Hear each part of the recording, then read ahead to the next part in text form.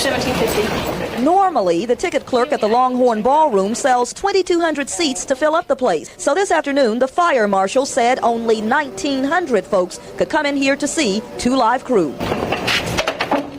The Longhorn crew started rearranging the seating. Meanwhile, out front, they started shutting down ticket sales, but not before this young woman got a pair. They're kind of a novelty act to me, but, you know, but hey, it's something to do Saturday night. The Longhorn is basically a country music hall, has been for 30 years. The regulars couldn't believe what they saw on the marquee today. Surprised to see that on the billboard. Didn't know they played country music. Well, it didn't seem to bother Two Live Crew, so it doesn't bother us. We are providing them with a facility. It's as simple as that. The manager says it's the controversy that's complicating everything. For instance, Dallas police today handed her a copy of the Texas obscenity laws. I asked them about the Madonna concert. What about the Eddie Murphy concerts? You know, they don't get closed down. When the band shows up at Dallas's historic honky-tonk Longhorn Ballroom, things could get loud and ugly. Sources tell us police will padlock the doors and arrest the management.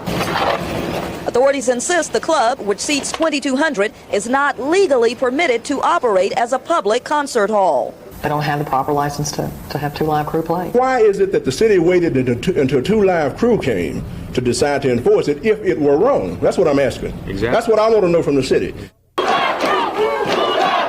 Fans paid as much as $19 a ticket to hear music by Two Live Crew.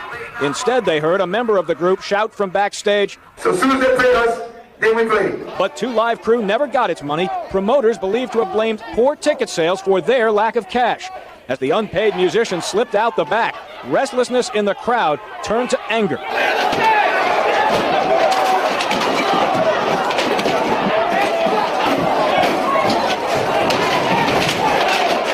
Chairs and glass shards filled the air, not music. Suddenly, mob rule inside and outside the ballroom.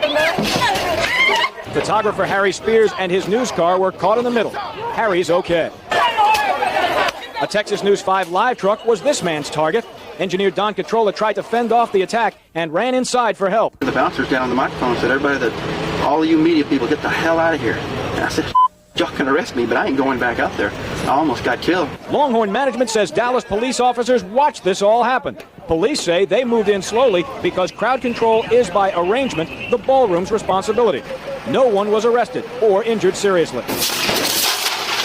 All night and into the day, the sound of brooms pushing glass and debris. A 40-year Texas landmark had been battered.